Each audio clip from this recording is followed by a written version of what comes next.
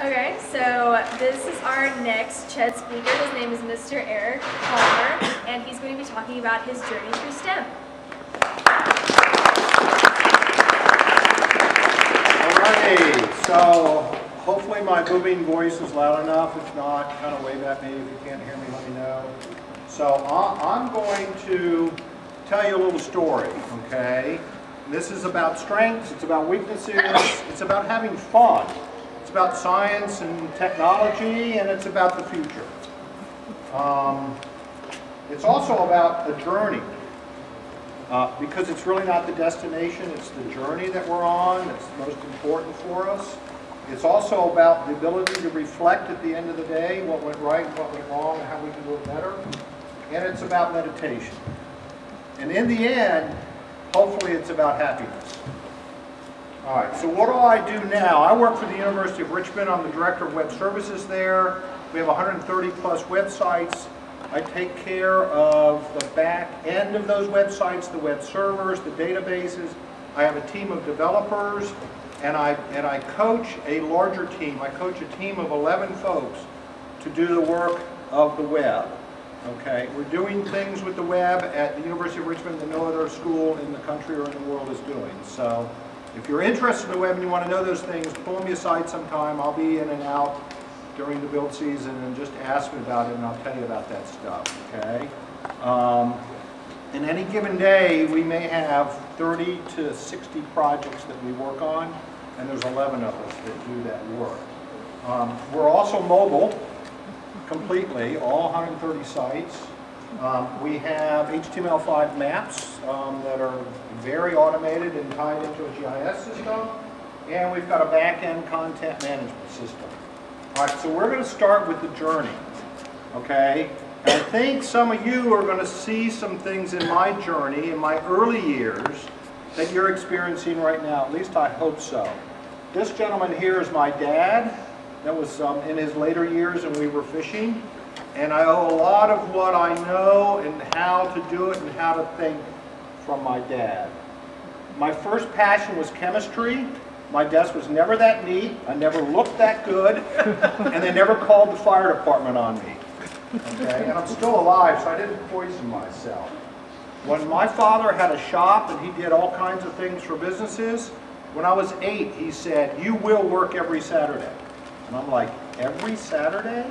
Oh, and by the way, you will work every weekend and every week during the summer. And I was like, I don't want to do that. He paid me 80 cents an hour, and it was the best thing that happened to me in my life. We had tools. These are facsimiles of tools. We had all those kinds of tools and more. I built my own printed circuit boards for his engineers to use and install, and this was back before we had computers to lay them out. We used little sticky tapes to lay them out and put them on the board, and we hand etched them like that, okay? Can't make a lot of volume that way, but you could do some cool stuff. We did metal casting and forging, and that was awesome. I don't know that I can remember enough to feel like I could do it safe without somebody reteaching me that, though. And I built heat kits for my dad's lab to use. I built an oscilloscope, I built a signal generator, and I probably built 20 other pieces of equipment. I was 11 years old when I built an oscilloscope, okay? I can't say I knew what was going on inside of it, but I thought it was awfully cool when I plugged it in and it worked, okay? All right, so in high school, I continued my love of chemistry, 2 years, equivalent of AP chemistry. I started learning Fortran on a teletype. Do you all know what a teletype is? 110 baud. That's 10 characters a second. Click, click, click. Very slow. That's how I learned Fortran initially. And I had Algebra 1 and 2, geometry and other math, and I fell in love with math. I'm like, oh my gosh, this is my life. Okay, my college years, there we go, chemistry again. Chemistry major, I've got to say they never called the fire department on me at school either. And then I got a Master's of Science in Environmental Systems Engineering. So, pollution control and making sure the rivers are clean, and air and other stuff. During my college years, okay, so I'm really dating myself now, all right? This is an HP 35 calculator. This is the first scientific calculator ever made.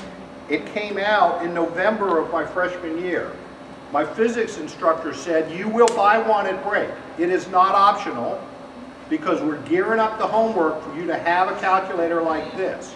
It was $465 and I had to pay for half of it. And it was great. And one time it fell out of a dorm room 4 floors out. It fell and hit on the corner and it had a little dent in it and it still worked because it was made by Hewlett-Packard. As an undergraduate, I used an IBM 360 with punch cards. Big boxes, you drop them, you lose the order of your program. You start over. In graduate school, we were the only engineering graduate school in the country at the time to use green screens. Everybody else was using punch cards. I even went to try to get a PhD somewhere, which I ended up not going to school, and I said, show me your computer room. And they took me to a room with punch cards. I'm like, I'm not coming here, okay? Because I was spoiled. And you guys are spoiled, but you don't know it yet. Okay, Fortran and IBM PL1 and JCL, which is called the job control language. It makes the mainframes work, is what I learned. All right, the early years, environmental engineering. I worked for engineering science, wastewater treatment. It may be poop to you, but it was bread and butter to me, okay? And we did a lot of air pollution and water studies. I bought an Apple II on my own and learned Apple Basic. I had serial number 115 on the Apple II, and I really wish I'd kept it, okay? First IBM PC came out in Atlanta. They had 10 of them shipped to Atlanta. I got one of the first 10, and my life changed at that point. Then I became self-taught, and I've taught myself computer science. Last year, my employer spent $3,500 on books for me.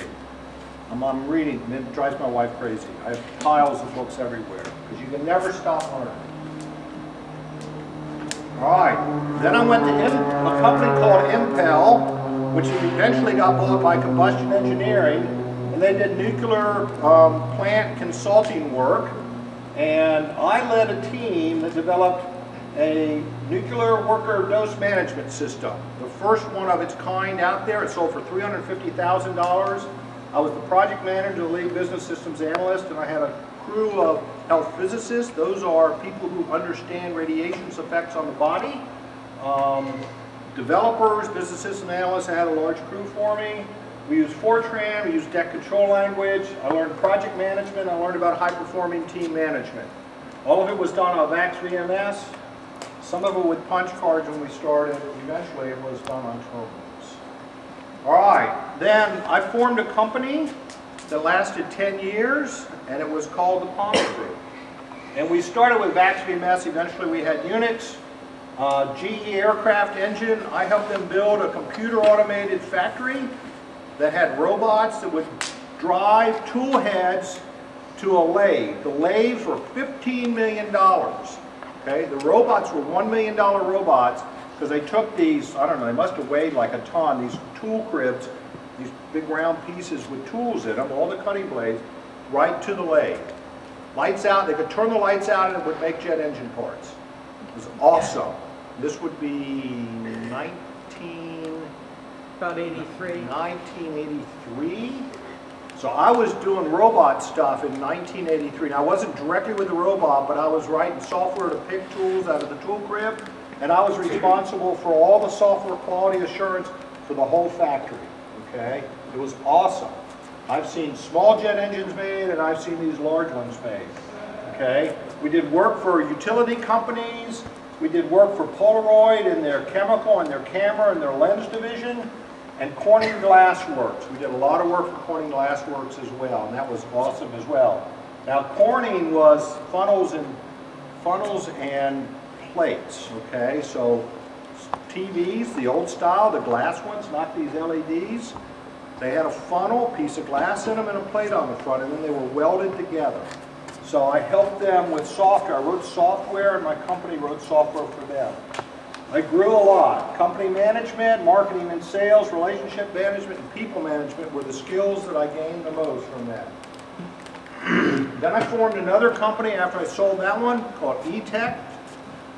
And this is when the World Wide Web was textual. It was called Lynx. You can still get a Lynx browser. It's completely text-driven. It's not graphical. Blind folks use it. Other sighting challenge folks use it still today. And then Mark Andreessen wrote the first graphical browser and then started Netscape. And wow, the world's changed, okay? You guys take it for granted. I saw this coming. And so I started a web development boutique. We did stuff with Unix, IBM AS400, Java Perl, and an object storage system called Corva, okay? I learned more about company management, more about marketing and sales, and I learned about web development, okay? And then I decided to move on to something else. I actually sold that company and went to work for .com, and this was in an era like 1998, I think, when those of us that were adults back then, we knew it as the .com .bust, and there were way too many companies doing internet stuff that could be supported. So I went to work for two of them, and they failed right after I went to work for them, but not because I was there. Yeah, just saying, right? All right, then I went to Capital One. Anybody's parents work at Capital One or have worked? Got one, two, a couple, but not too many, okay? All right. I went to work at Capital One in e-commerce, specifically for my web experience. From there, I went into bank regulation compliance, and I did a lot of work with lawyers every day and with regulators. I was really good at what I did, and I didn't like what I was doing. But I did learn something called Scrum, which is a way to get work done, and mostly it's applied today to software, but we were using it for regulatory projects. I learned about risk management.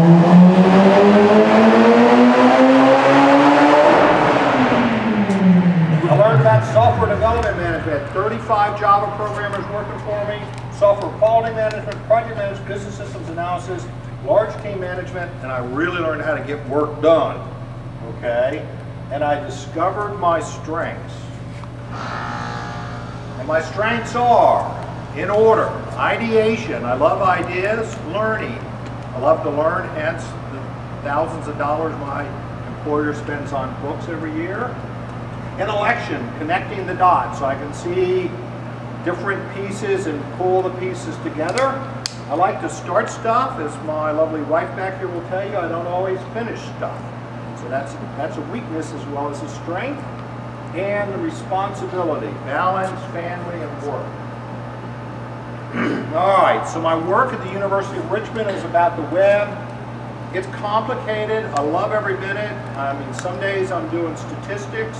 Some days I'm coding in Java. I'm coding in Groovy. Some days I'm managing people. I actually don't write HTML, and I don't write JavaScript, and I don't write cascading style sheets. We have designers that do most of that work. Okay, but I lead the technical piece of it. I manage a back-end infrastructure that includes an Oracle database. It includes XML databases, and we're driving all kinds of crazy good things at the University of Richmond. So there's some words in there that you might pick out. Okay? All right. So this is the best part. What have I learned? Okay? And this is where I think maybe some of you could pick up on some of this.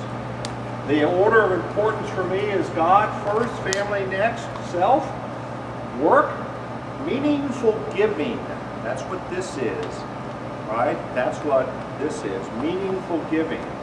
I like to give back, but I do it in a way that works with my strengths, and as well, it's meaningful for me to do that, okay? And I have a lot of hobbies that also speak to my strengths. Become a great communicator, okay? If you want to go out in the world and you want to be the very best at what you do, if you want to be an engineer, you'll find a lot of engineers that aren't that great at communicating. Become a great communicator. Step out of your comfort zone and do that, okay? Isaac Newton, you all know about Newton's laws, right? He said he couldn't have done it without standing on the backs of giants. Learn from others. Read from the experts. Bring the experts in. Talk to experts. You'll learn so much more. Why reinvent what's already been invented? Make what's been invented better. Okay? Play to your strengths. I use something called Strength Finder 2.0. If you want to look it up on Amazon, it's real cheap. But I know what my strengths are. My team knows what their strengths are. My extended team knows what their strengths are. We play to our strengths. And tend to your weaknesses. You can't ignore them. You got to understand there's certain things that I don't like doing, but I have to do them or surround myself with people that are willing to do them for me. Okay? Be nice to yourself. Forgive yourself of the things that you do that at the end of the day you don't like. Okay? More important, be nice to others, and that includes your brothers and sisters, please. Okay? Be honest with yourself and others. Slow down to speed up. I meditate. I try to meditate daily. Some days I meditate 3 times a day, and sometimes I go a week without meditating. Okay? I do reflect daily, and this is really important. I've watched a lot of people in my life at work and at home grow. The ones that grow the most are the ones that are willing at the end of the day to do an honest assessment. What did I do well? What can I do better? What did I mess up?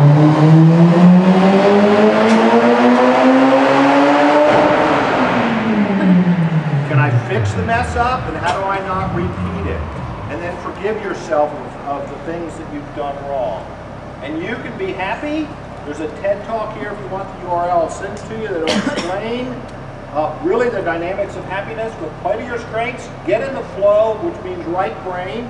When you're all working on the robots, some of you like, wow, I can't believe the last 4 hours just zipped by, right? You all get that, right? You're in the right brain. That's where you want to be happy. Not all day, but like part of the day, okay? Because you got to go home and do laundry and stuff, right? Build meaningful relationships. That's really important to happiness, and give back in meaningful ways, okay? So that's when you're older and you have an opportunity to give back. Be playful and laugh a lot. Don't ever stop laughing, okay? Read, take or play, practice, perfect, rinse, repeat, okay? That's what I do, okay? That's how I become an expert in stuff. An expertise does not happen without a lot of work. Malcolm Gladwell in a book called Outliers says it takes 10,000 hours to become the best at something in the world, okay? And you should shoot high. You don't have to shoot for the best, but shoot high. And hard work is fun, and it's actually good for the soul. Okay, so the future is here now. I didn't put robots up there because you don't know all about that. Don't anybody know what that is? Arduino. Okay, open source hardware, $25 microprocessor. You can get a free programming environment for it. You can control anything. I saw on YouTube yesterday a Segway made out of an Arduino and some little motors, just like the motors you have here, little pegs. It was like, the base was this big. It was a little tiny thing, controlled by an Arduino. Okay, you guys have access to that now. It's amazingly cheap, okay? But you know what that is? Right, that's a 3D printer, okay? Allison put one together at Christmas. Okay, we're just starting to learn to print. Within 5-10 years, every home's going to have a 3D printer, and you won't have to know much about how it works. You just print stuff out, okay? It's awesome, but it's here now. In the future, if you're in, who's in the center? Okay, about a third. If you end up being programmers, you have to learn the word polyglot first off. That means the use of multiple languages to do your job. Those are some of the languages that I use in the web right now. Okay, you have to learn to use the right tool for the right job to do it as fast and as efficiently as possible. And I think that's it. Questions? All right, go knock 'em dead. Build a robot.